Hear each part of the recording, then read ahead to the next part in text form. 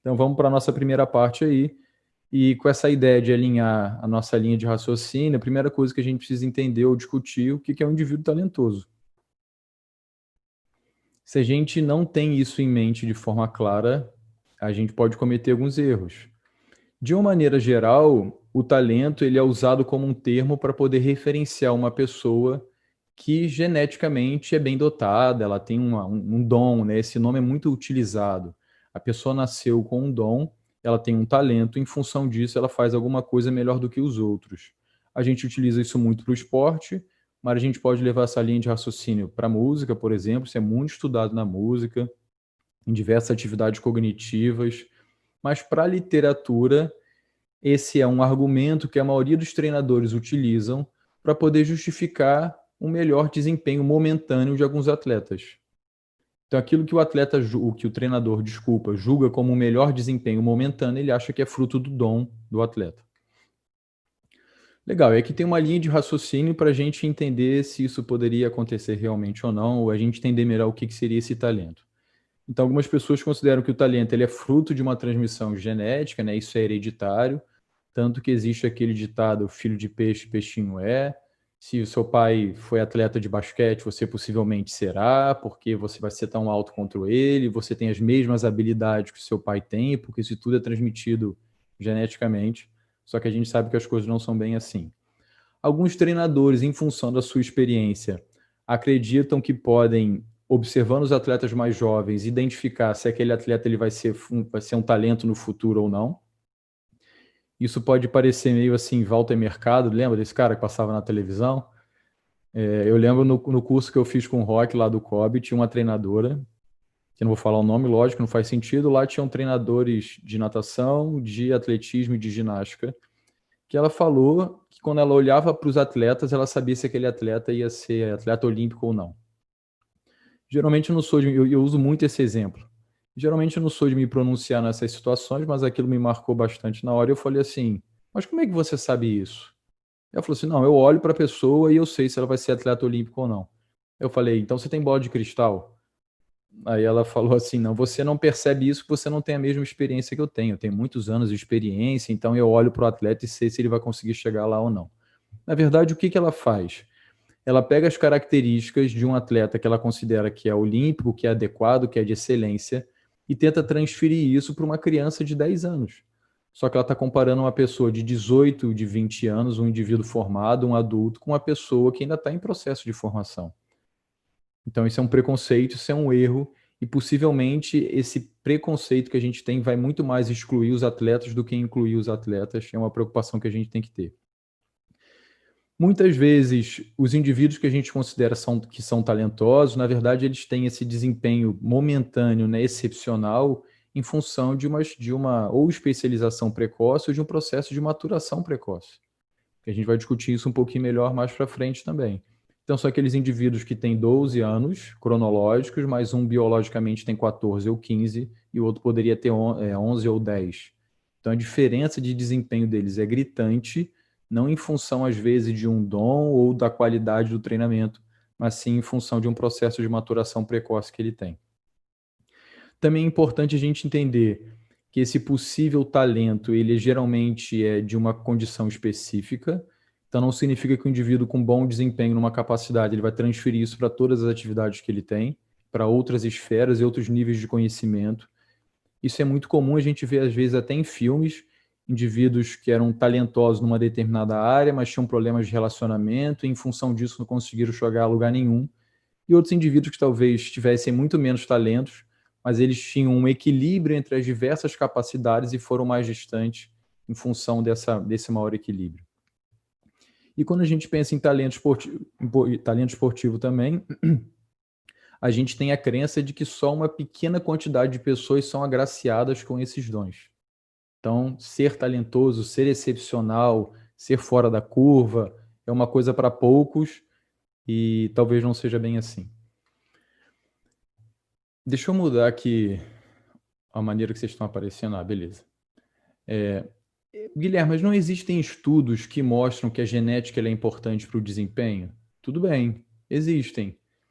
Mas a questão exatamente é, o quanto que esses comportamentos, essas variáveis genéticas, elas podem influenciar no resultado final.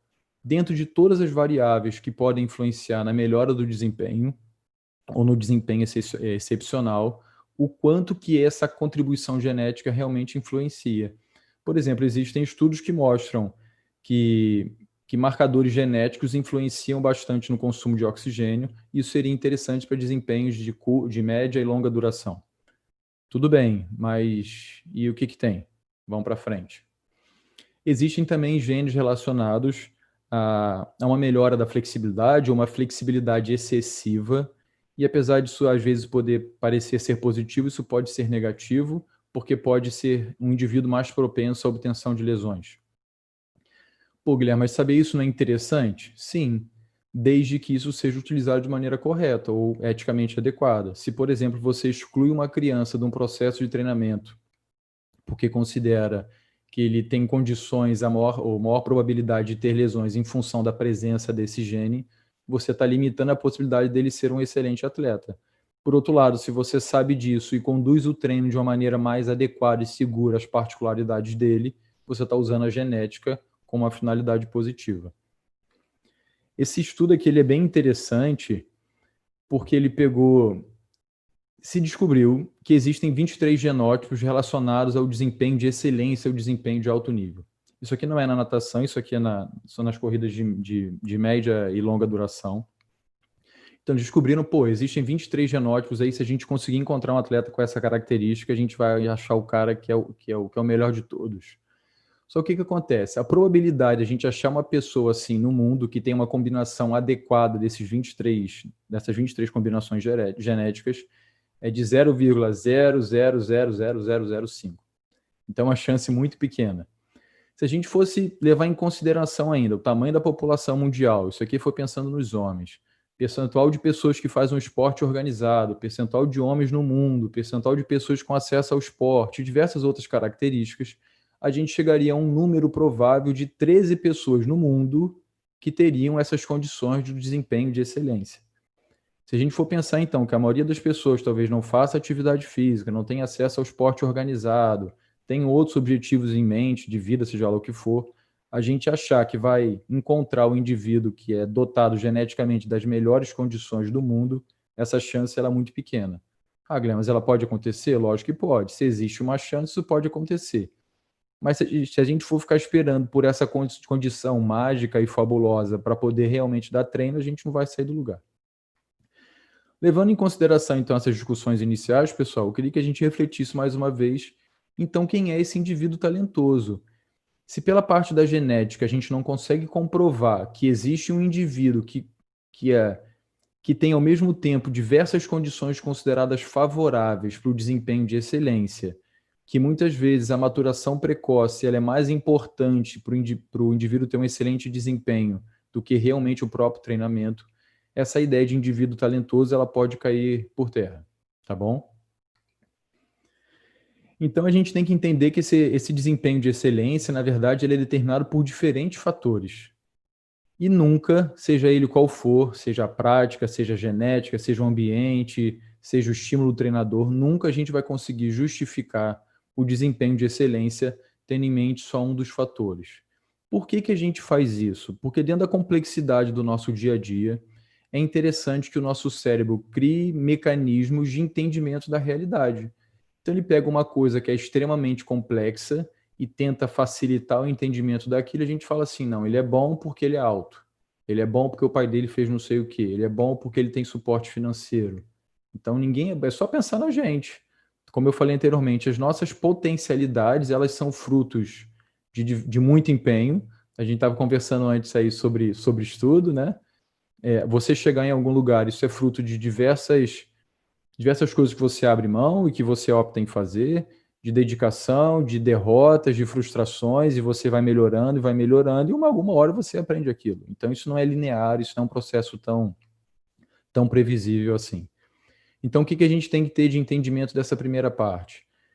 As condições do jovem, elas se desenvolvem ao longo do processo de formação e de desenvolvimento dele, e isso vai mudar muito Se você olhar para trás e se imaginar com 10 anos, você vai perceber que você era exatamente diferente do que você é hoje. E acho que você possivelmente não imaginou que você seria do jeito que você é. Você pode ter mudado seu temperamento, sua forma de agir, o seu comportamento, além da estrutura física, né? Existem, esses estudos também mostram que existe uma relação muito pequena entre o sucesso esportivo na infância e o sucesso esportivo na idade adulta. A gente tem muitas vezes essa crença, né, de que quanto mais precoce for aquele desempenho, maior a chance dele chegar lá na frente. Na verdade, a literatura mostra para a gente que isso é o contrário.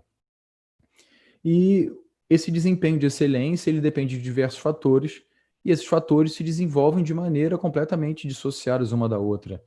Eu posso ter um desenvolvimento físico adequado e mais precoce, e um desenvolvimento cognitivo e emocional mais tardio, mas para o atleta de excelência, o desenvolvimento dessas diferentes esferas que seria interessante para o desempenho máximo.